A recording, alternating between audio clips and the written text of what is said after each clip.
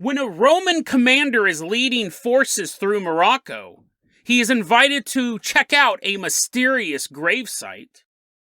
And then we take a look at famous writer, director, and unfortunately actor Quentin Tarantino.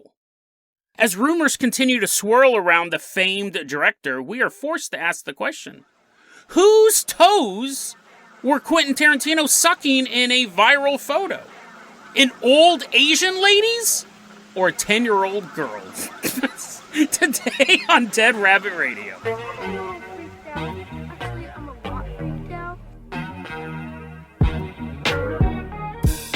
Hey everyone, welcome back to another episode, another bizarre episode of Dead Rabbit Radio.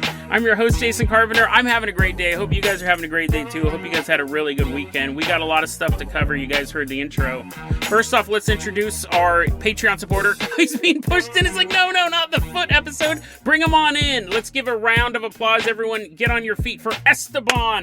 Woo, woo. Esteban is showing off his feet. Just got a manicure or pedicure, whatever one it is. Esteban, you're going to be our captain, our pilot this episode. If you guys can't support the Patreon, I totally understand. Just help spread the word about the show. That really, really helps out a lot. Also, this is the last week. If you want to submit your entry to be part of the Earth First episode, I just need a recording of you chanting Earth First 3 times preferably, and email it to deadrabbitradio@gmail.com. And put in there, I have permission to use the sample. I will be mixing that into another episode. You're like, Jason, this is the first time I've ever listened to Dead Rabbit Radio, and you're trying to get my voice. Go listen to some past episodes. Go in the show notes. I'll explain more in the show notes. We've got a bunch of stuff to cover, but welcome. I'm glad this is your first episode, the Quentin Tarantino episode. Esteban, let's go ahead and toss you the keys to the Jason Jalopy. We're leaving behind Dead Rabbit Command. We are driving all the way out to Tangier, Morocco. We're going back to the year 81 BC. So this is like, people are still wearing like furs and stuff like that. People are walking around, they're all fuzzy. They got like leather belts and hatchets. And they're just kind of moving, they're just kind of doing their business. And this is so far back, they didn't even call it Tangiers. They called it Tingis. And there was this Roman commander named Quintus Sertorius, and he was like this, currently engaged in this rebellion against the Roman Senate, and he's like, oh, I'm gonna fight you guys one of these days, but right now I'm in Morocco. He's just shaking his fist. He's like, I know you guys are in Italy, but I'll be there someday.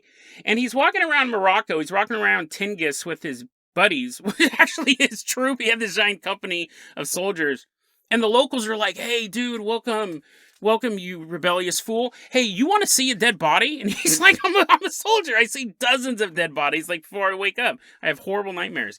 And he goes, yeah, I want to see another dead because I'm a psychopath. Of course I want to see a dead body. So they take him, and they're walking through the city, and they go, let me tell you, little Moroccan dude's like, let me tell you a little bit about the history of our town.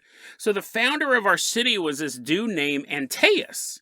He was a giant. He was this giant dude who was the son of Gaia and Poseidon.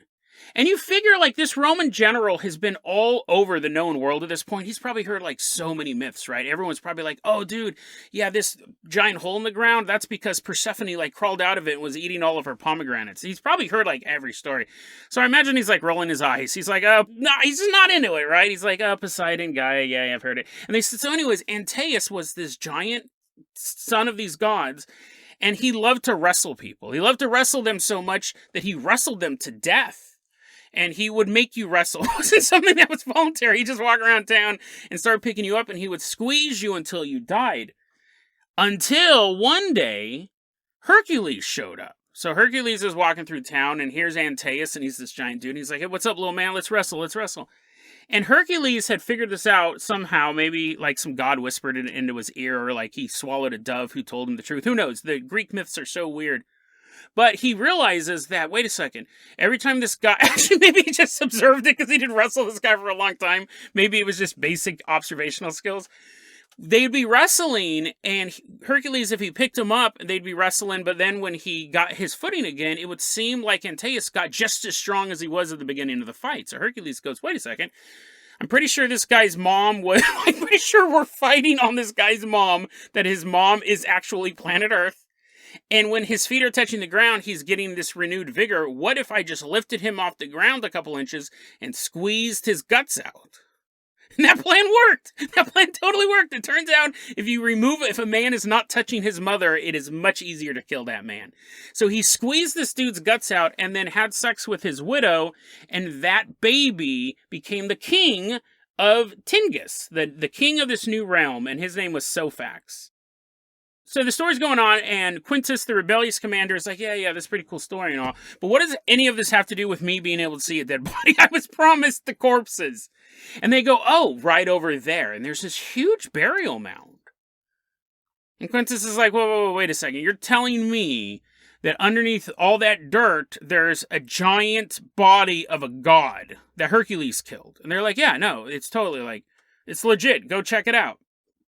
Quintus was super skeptical about this, so he ordered his men to dig it up. Because really, what harm can be done by digging up the grave of a god? And this story is so fascinating. They dug it up, and buried underneath all that dirt was the skeleton of a giant. And Quintus was so shocked by what he had found, because he didn't believe the story. He was so shocked by it. He had the bones reinterred with full honors. This truly was the gravesite of a god. And we know about this because Plutarch, this historian, when he was writing about Quintus and his escapades, trying to overthrow and replace the current government of Rome, this is mentioned in that book. They're like, yeah, here's all this political stuff, and here's all this like stuff we know really happened, and then there's the part where they find the giant's body. And they estimate it, at the time he's described as being 85 feet tall, which would put him outside of even like giants like Goliath. That's a titan at that point, right? 85 feet tall, that's massive. And it's so interesting. So this happened. This is actually in this historical report that Plutarch wrote. But we have to think, is it possible, right? In the world of paranormal, giants exist. I'll give that there used to be giant humans. 85 feet sounds way too big, right? I mean, how are you even wrestling people if you're that big? You're just squishing them. Well, anyways, back in the 1800s, there was a French naturalist called George Cuvier. And he said, listen, his job is to study nature. He goes, listen, there is no giant. There's no giant in there that's 80. He puts a little asterisk next to it. That's 85 feet tall. He says, first off, when we look at old Roman sources, they tend to exaggerate by a magnitude of 8 to 10 times bigger. Don't know why they did it. Maybe just they wanted to seem like they were super cool. So he goes, there's a possibility that there is a 9-foot tall skeleton somewhere in Tangiers. He did say that. He goes, it could have been a very, very tall human. And 9 foot would actually put us in the realm of like the Nephilim. 9 foot would actually put us in the realm. I think Goliath was like 7-8 foot. 9 foot would put us in some sort of realistic mindset that, yes, there could have been a human who was close to 9 feet tall. Super rare. Probably wouldn't have lived very long. Would have lived long enough to get that tall and then die. But then it's also interesting because he puts forward because he never says that his story's made up. He says this probably did happen. I think a lot of historians go, they found something, right? Quintus wasn't an idiot. Some people say that he actually was humoring, though, the locals, too, by being like, oh, man, that's so big. Look, everyone, it's so big. And they're like, oh, he really likes our gods. It could have just been, again, the exaggeration. But they also say, this is a more fascinating thing. I thought this one was really cool. Whale bones. Giant. He goes, if this thing was really 85 feet tall, that's about as long as a whale skeleton would be. So we have discovered whale skeletons in places that were previously there was water and there's not water anymore. You could have that. He could have also said it could have been a woolly mammoth skeleton. A fossilized woolly mammoth, or even a fossilized like giraffe type thing, just these giant immense creatures that died long before people were in the area, and the fossil was there, and at some point the place got eroded. And if you found a giant rib cage, like obviously with the mammoth, the trunk and everything is melted away. It's not like there would be like a perfectly preserved snuffleupagus there, and you're like, oh my god, it's our god who wrestles everyone. It'd be like rib cages and thorax bones and stuff like that, hip bones, and it would look like a giant human. And he goes, this area is well known for its fossils. He goes, if you go 150 miles out, you can actually find some really dope dinosaur bones. He goes, it's possible that it was a dinosaur skeleton, but they would have had to move the bone. But anyways, that's an interesting theory, too, that because if you were in 81 BC and you were digging a hole and you found a massive rib cage, you would assume it was human, right? You would assume it was human, or it was like a giant, because you wouldn't see no animals even close to that, but you had heard legends about giant humans. Really, really interesting story. Again, we assume that part of it's true. That he found something, but we just don't know what it was. I always think it's weird that we didn't know about dinosaurs until the 1800s. Humanity had no idea that dinosaurs existed until we started drilling for oil.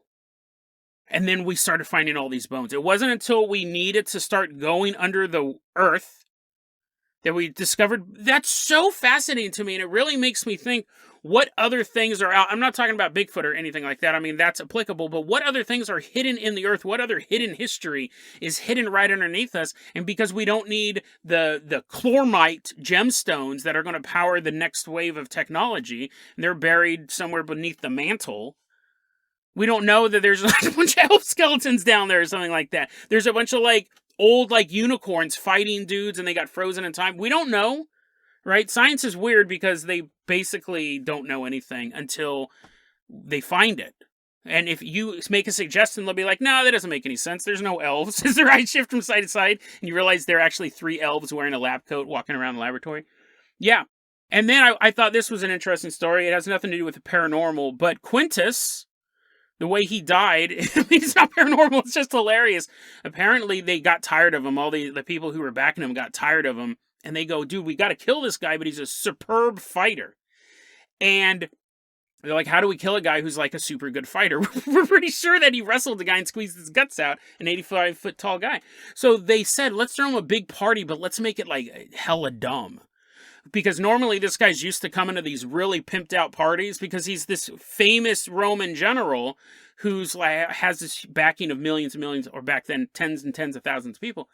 So they threw a party and it hella sucked. And they go, normally when he goes to parties, he sits on this couch and he looks at how splendid the party is and he's like, dude, this party's super dope. But this time they go, let's make it lame on purpose. The word they used was vulgar. So I don't know if it was a bunch of dudes just like running around rubbing on each other. I think vulgar just meant like not good. It was just like lame, right? It's a bunch of basically everyone in the audience is shaking their head. They're like, no, that's not what it means. Anyways, the party was super lame. And Quintus is sitting on his couch and he's like, dude, this party totally sucks. And he was supposed to get up. You're like, Jason, how was it supposed to assassinate him? Was he going to die of a broken heart? No. The party was supposed to suck so bad he was going to get off the couch to complain, walk through the crowd of people, and he was going to get stabbed in the ribs and die. And he's going to die in the middle of the lamest party in Roman history. So he's sitting on the couch and everyone's waiting for him to complain. And he doesn't. He's sitting on the couch and then like he rolls over. He like rolls over. He's no longer facing the party on the couch. He's like, oh, this party sucks. I don't even want to watch it. And the assassins are like, oh no, we didn't plan for that. We didn't plan for him being able to just slowly shift his focus into another direction. And they go, what do we do now? Like we spent all this money on this lame party. We got to kill this guy. So then they came up with the idea, just everyone attack him at once with knives. And they stabbed him to death on the couch. Which, I mean, couldn't you have just done that while he was sleeping or on any couch? Why'd you have to throw the worst party ever? But anyway, so that was how Quintus died. Very, very interesting fellow, according to his Wikipedia page. That's all the time I had research for. But what a way to go out. Imagine dying is sucky enough. Getting stabbed to death would be a bad way to go. But also during the worst party ever. Esteban, I'm going to toss you the keys to the Dead Rabbit dirigible. We're leaving behind Rome. We're leaving behind this lame party. See you later, bro. We're headed all the way out to North Carolina. Found a story online the other day. Someone was asking for really cool local urban legends, and no one was posting anything. It was really disappointing because I love reading about urban legends. But the person who started the thread goes by the name Flickscreen, so thank you for this. They actually posted the dopest ones. They're the ones asking for other people's urban legends. Apparently, in North Carolina, in the southeastern quadrant of North Carolina, there's a community known as Molly. Now, I couldn't find them on a map, but I trust this anonymous person online. I think it makes sense. Like, you can have cities will be on maps, but sometimes they'll just be a community and it'll be referred to. Like, up here, there's a place known as the Tri-States, and I don't know if it's on the map, but it's really refers to the 3 cities. So I'll believe there's a place called Molly in North Carolina. That's the least amount of suspending disbelief you have to do with this story. So there's this little community in North Carolina called Molly. People are waking up. Ooh, well, drink some coffee, walk to my car, and drive to work. That's what I do every single day. Blah, blah, blah, blah, blah. Drink the coffee. That's pretty hot. So they're like, ah! Luckily, they work at a hospital. They're going to get treated for drinking hot coffee that quickly. But they walk up to their car, and the hood of their car is up. What? That's weird. I don't remember doing that. And then they're walking over to their car to see, why their hood's up. And their car battery is ripped out of their car, and it's laying on the ground. And you don't know what to make of it, because you didn't do this, right? And then you look down your street and you see all these other people waking up in the morning. They're walking out to their car and they're like, no, oh no, please no. And then you like slowly turn your head to the opposite side of the street and people are like weeping openly. Oh!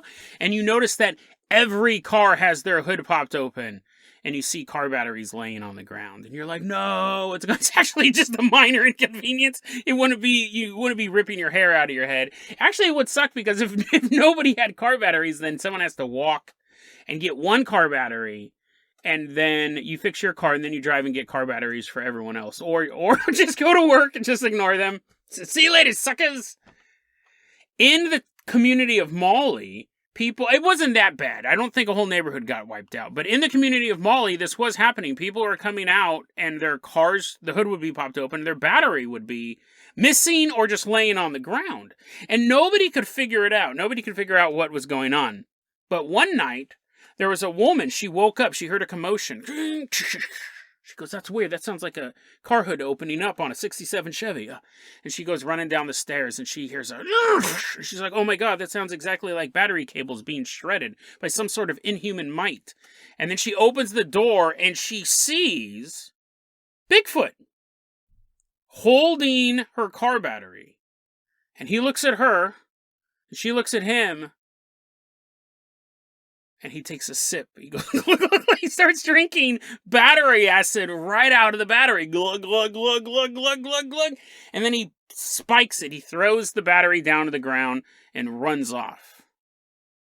Now, this creature is known as the Molly Monster. Apparently, it's this Bigfoot character who drinks battery acid. And that's a wonderful urban legend. I have to say that that's pretty badass, right? We talk a lot about Bigfoot, and we even talk about Bigfoot being interdimensional, talk about Bigfoot flying UFOs, but imagine a Bigfoot drinking battery acid. That would totally suck. That would be the worst, because one, batteries are super heavy. They're expensive, too. I don't know if you can get your core fee if, Bigfoot drank it. I don't know if you can actually get your money back for that. And then, so on an economic level, right, he's actually, affecting people's daily lives. We don't see that a lot with cryptids. So, they do kill people. But not the fact, there's a difference between a cryptid that kills you. That's just the end of your story. What's more aggravating, though? A cryptid that kills you, and then you don't have to worry about anything because you're, floating around in a cryptid's belly. Or a cryptid making you late for work. They're like, Johnson, I told you, if you use that Molly Monster excuse one more time, you're fired. And then you notice your boss is the Molly Monster. You're like, why did I get this job in the middle of the forest? A Bigfoot that actually affects the local economy. I think that might be a new one, right? We never have really a shadow man at the local McDonald's stealing money, or we don't see a chupacabra slashing the tires of delivery vans. So I thought that was a really interesting story. Is it true? Is it true? Who knows? It would be something totally out of the norm for Bigfoot, even in the high strangeness place that Bigfoot does run in. Vis-a-vis aliens and teleportation and mind reading. He had a telepathic conversation with Ed and Lorraine Warren. I'll put that episode in the show notes. All of those, he never was like, oh, that was such fun driving this UFO, but now a quick stop. And he's stopping at an auto zone, and he's still in. Yeah, actually, now that I think about it, why wouldn't he just go to an auto shop? That'd be like a blood bank to a Bigfoot, right? You just go to a place with all these batteries. So interesting. And maybe this is the missing link. Maybe we can start trying to track down Bigfoots instead of like leaving out acorns or doing Bigfoot calls. Maybe we just need to take a bunch of used car batteries and leave them out in the forest, every forest, all over the place. Just start putting used car batteries in the middle of like Yellowstone Park and the Pacific Northwest. Maybe that is really how we're going to get first contact with Bigfoot.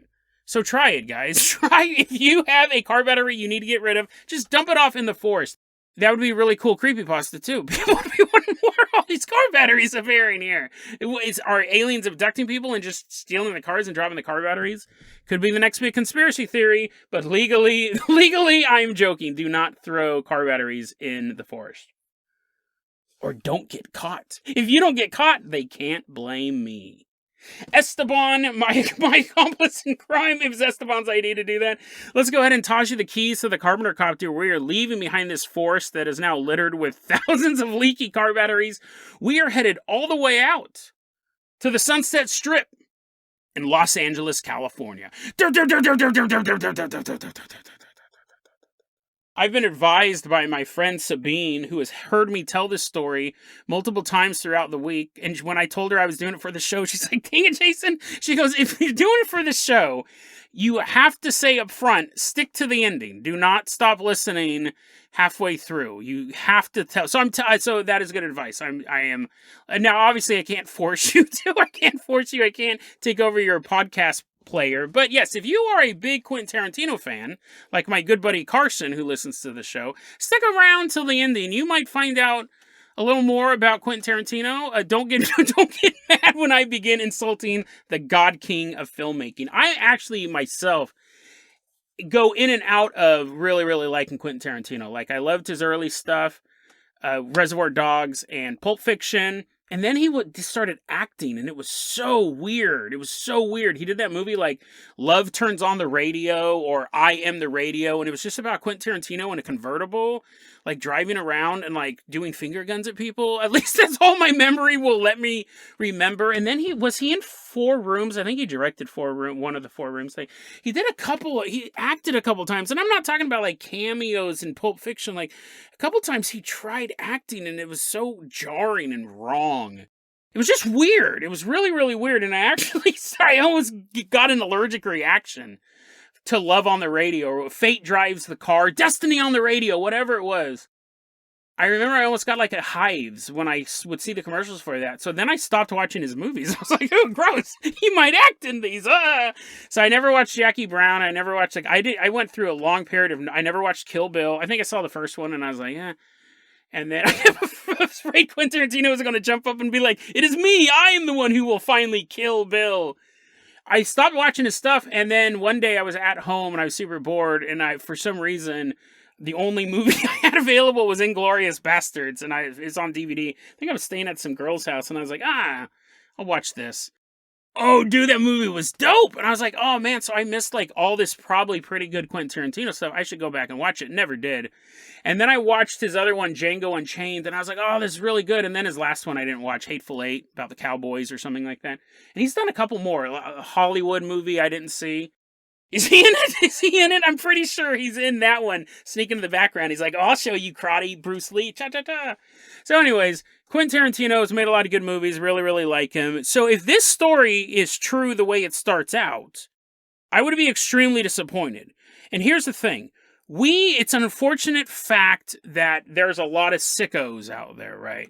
You understand that there's going to be a large portion of society, unfortunately, that are totally gross. And when I say totally gross, like doing stuff with kid stuff, pedophilia. I shouldn't say a large portion, but you know what I mean? Like, it just seems like it's everywhere, right? But you know that those people exist, and you hope you never really come across them and stuff like that. You just hope you don't see them. So when I saw this photo going around online of Quentin Tarantino sucking on a foot of a possible 8 or 9-year-old girl, I was disappointed in the dude. Like, he's a bad actor, but there's a lot of people who, like, they're not that bad of an actor, right? Like, just because someone's a bad actor and they're also, like, a great filmmaker, if they're doing this too, I was really upset. That's probably why I was talking about it all week long. It was really upset me. And I actually dug into this story. I was like, this can't be real. This can't be real. So let's go ahead and get into it. This is I'll tell you the exact way that I came across all of this stuff. I saw a picture posted on some conspiracy board of Quentin Tarantino sucking on a foot. We all know that Quentin Tarantino has a foot fetish. If you don't know that, you haven't watched any of his movies. Quentin Tarantino, or I should say alleged, right? Allegedly has a foot fetish. He just loves feet everywhere. But then there's a photo of him sucking on this girl's foot. And when you first see it, you're like, oh, Quentin Tarantino loves sucking on women's toes. Didn't even think anything of it. It's basically like if I walked up and saw the sunrise. I'm like, that's normal. But then the caption to the photo, and this is interesting because it shows how the mind of a conspiracy theorist works, because that's really what I am still, even though I don't believe a lot of them. I can easily slip into the stuff. So the caption of the photo basically says, this is a little girl. Actually, it's a little more complicated than that. So there's a photo of, it'll be in the show notes. Unfortunately, they'll be in the show notes. But it's a photo of, you don't see, when I keep saying the little girl's leg, all you see is from the thigh down. You just see that, you see like a brown couch. You see, some of you guys may know this photo. Some of you guys may have it as your wallpaper. You have from the thigh down to her foot, and then it's clearly Quentin Tarantino. It's not a blurry photo of someone who may be Quentin Tarantino-esque, has the silhouette. It's him. It's clearly him. But you see a small leg from the thigh to the foot, and Quentin Tarantino sucking on the toes. That photo is real. No one's saying that photo is fake. But when you first look at it, you go, oh, he just likes sucking on toes, you know? That's probably, you don't even think about it. You just assume that's an adult. So what happens is that scientists of the internet, the scientists of the conspiracy theory world, figured this out. They took a photo of him holding an Oscar. Now we know how tall an Oscar is. It's 13.5 inches. And using that as a gauge, you could start to measure everything else in the photo. So they wanted to find out how long was this girl's leg. This is what people spend their free time on, and then I spend my free time talking about it. They were able to, so because you don't know, how big is Quentin Tarantino, right? Is he 3 feet tall? Is he 6 feet tall? They had to have something they know is scale. So once they were able to figure out that the Oscar was 13.5 inches, they could start measuring other things. And it turns out the calf of this girl's leg is only 10 inches long. And if you have a calf that's 10 inches long, that puts you at around, well, here, I'll read you what the scientists actually came up with here. If that is a female leg and foot, that means that the unknown person in the photo is approximately 48.8 inches tall, or slightly over 4 feet. According to the CDC average growth charts, the unknown person likely is between 6 and 8 years old. And that's gross, right? There would be no excuse for that. I'm not even going to make a joke about that. That's gross. And I'm looking at this photo of filmmaker, this great guy. I mean, I don't know if I should call him a great guy in the context of this photo. I'm looking at this photo and I go, oh, come on, Quentin, really? And then people were saying, look at the couch cushions, look at the background, because it's a clear photo. These couch cushions and these seating looks like the seats on the Lolita Express. Jeffrey Epstein's plane that he flew people to his island where a bunch of pedophilia stuff happened. Not everyone who went to the island was a pedophile. There's a lot of people who went to the island who weren't. But just a tip, if more than one pedophile hangs out at a location, don't go there, right? Just don't go there. So anyways, and I'm looking at this photo, I was like, so now I'm really digging into this, because I want to prove that this is fake. I want to prove this is fake. Now, I could obviously just start going, no, it's fake, I don't believe it, Quentin Tarantino would never do that. But that's not fair, right? That's really not fair. It's probably also not fair to accuse Quentin Tarantino of being a pedophile, but I really wanted to look into this. And what is so interesting is it took me 5 minutes to figure out the truth. And the truth is actually in the initial statement. It's a very, very weird way, but let's continue to go on this journey. It's so funny because people have been posting this online and they're like, look, he's sucking on the toes of this little girl. Now, I'm not a foot guy. I don't have a foot fetish or anything like that. I don't really pay attention to feet. I mean, if you have them, if you don't, it really doesn't matter to me. I'm not into feet in any sort of way. But there's a lot of people who are. It's one of the most popular fetishes. So this debate starts online. You'll see people say stuff like, These are actual quotes. That foot, because we can't deny that the calf is only 10 inches long. That's true. So these are what people are saying. A quote, that foot does not look like a kid's foot. Most kids... This is why I was reading these and I was like, if this is a kid, I kind of feel sorry for the kid in other ways. They go, that foot does not look like a kid's foot. Most kids don't have calluses already formed. Here's another quote. Look at that foot. I would wager she is in her 30s. Look at that foot. Look at those wrinkles, the coloration, the nails. Here's one more. Here's one more so you can totally visualize it. Between toenail length, the slightly swollen, veiny, weathered look of her arch and heel, and the posed angle, this is clearly an adult. So I have to take, these are foot experts posting. I don't think I could pick out a veiny foot from a non-veiny foot, but people are saying this is not a foot of a child, and if it is the foot of the child, she needs medical attention right now. Her foot is more callous than most adults.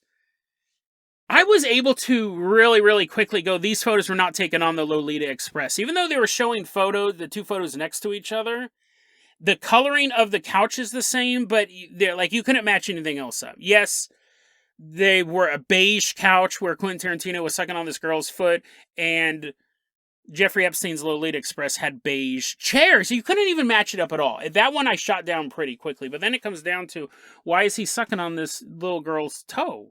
Despite the fact that all these people are like, that is not what a little girl's foot looked like. In a roundabout way, this is where we ended up. In the beginning, they said this photo was initially leaked on TMZ.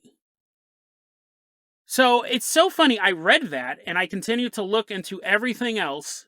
And I think I might have even pulled up the tag, like the tab, the internet browser tab for TMZ, but it didn't go there. And I was looking at all this other stuff, and then I read the TMZ article, and I skimmed it. And I go, which is a bad habit of mine.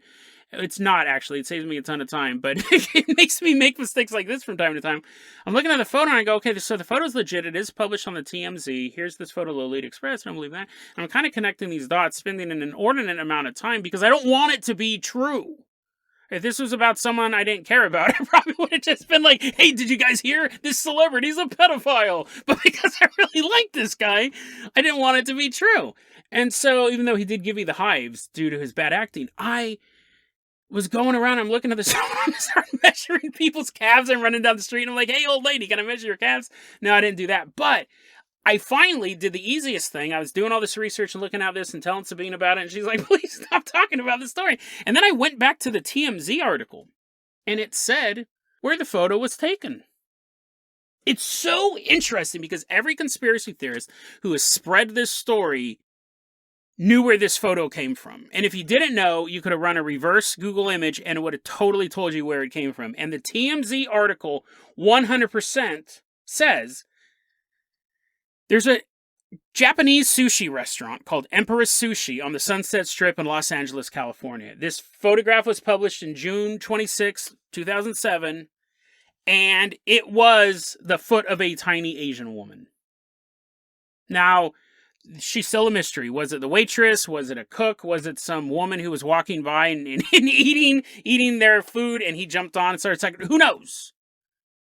Who knows? But see, that was always the thing. They go, yeah, you're right. Someone who's 48.8 inches tall could be a child. It could just be a very, very, very short woman.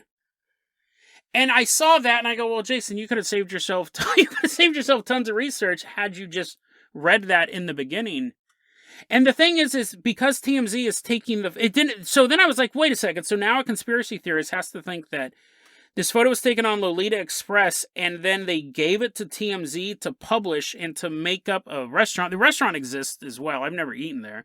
I can't guarantee they have beige carpets or beige couches to this day, but I thought this is what it bugs me when I know the government lies to me. We all know the government lies to me, right? We know that. We know the media lies to us, right? Their main goal is to make money. That is what the media's job is, to make money. So we know they lie to us. We know the government lies to us. It always, always, always makes me upset when conspiracy theorists lie to us. Because they're supposed to be the truth tellers. Right? They're supposed to be the ones sticking it up to the man and being like, no, I'm shining the light on the truth. So when the conspiracy theorists, and now listen, everyone's going to make mistakes. I've made mistakes on this show. I famously made mistakes on this show. Forrest Fenn That was hilarious, right? It was so funny. I was so off the mark on that. And I don't shy away from it. I didn't pull the episodes down. Oh no, I made a mistake. And I talked about the Lone Pine Devils. They weren't real. It was some viral campaign. Civil War ghosts. I'll put those episodes in the show notes. They're really, really fun episodes. You're going to make mistakes, but when you're willfully lying to people, when the evidence is right there and you're besmirching the good name of Quentin Tarantino, who does have his own host of controversies, right? But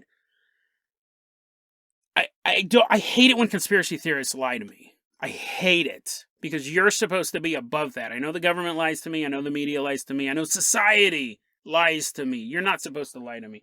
So really, that's back where we're at. It turns out, according to all of this stuff, according to these feet experts and 30 Mile Zone, TMZ's gossip website, it is most likely, I think at this point, we're going to rate this one busted. Is that a thing I do? Do I bust myths?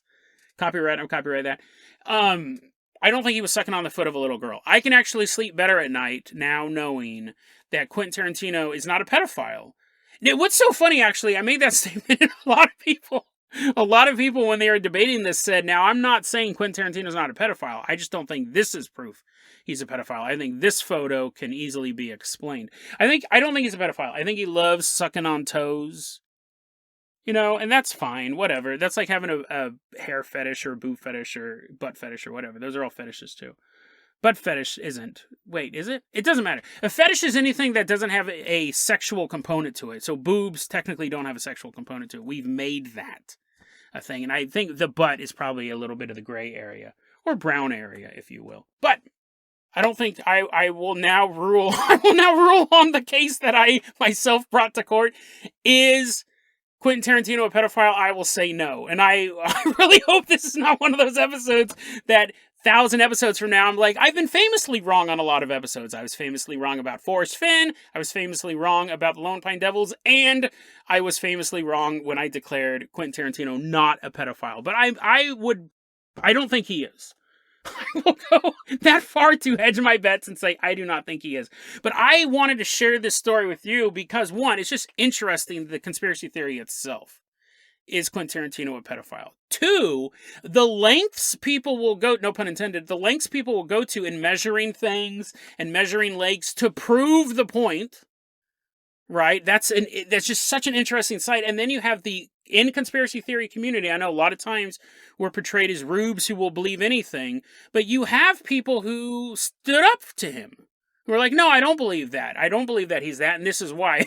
I think it's an ugly woman's foot, not a young girl's foot. And then my own journey as a conspiracy theorist, right? I read it, and I looked into it, and I didn't want it to be true, and I kept digging into it, and I wanted to take you on the exact same journey I went on to figure this out, to figure out what was published in an article in 2007. I was doing all this other stuff, but what a fascinating story. I love conspiracy theory, and I love the theory of conspiracy theory. And I also hate it when conspiracy theorists lie to us.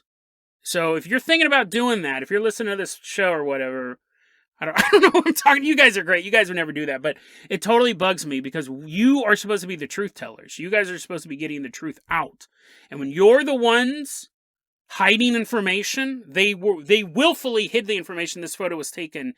They didn't think anyone was going to check the links or something. I don't know, but they could have easily said, yeah, some people said this was taken at a Japanese restaurant. It's probably an Asian woman's foot. It's probably a tiny Asian woman. They hid that to keep this other thing going. And why? Who was behind this? Was it just someone who saw a tiny leg and jumped to the conclusion? I did, right? I did. I saw the measurements and I was like, oh my God, Quentin, no. But I'm wondering, did someone do this maliciously? Who knows? Who knows? It's such a weird story. It's such a bizarre story. And at the end of the day, it's still a photo of one of Hollywood's greatest directors, greatest living directors right now, sucking on the toes of some random woman in public. I mean, even forget everything else. Forget all the pedophilia stuff. That's just weird in and of itself. What a bizarre story. But I wanted to take you on that journey. There's really no life lessons for this one. I guess the life lesson is if you're going to suck on toes, do it in private. If you're going to suck on toes, don't do it when there's a cameraman skulking in the darkness. And measure her leg. If it is suspiciously short, say, no, ma'am, not your toes, not tonight, at least not in public, call me later. But no, I do not want to become a victim of a bizarre conspiracy theory just because I love putting strangers' toes in my mouth. deadrabbitradio@gmail.com is going to be our email address. You can also hit us up at facebook.com/deadrabbitradio. TikTok is at Dead Rabbit Radio. Dead Rabbit Radio is the daily paranormal conspiracy and true crime podcast. You don't have to listen to it every day, but I'm glad you listened to it today. Have a great one, guys.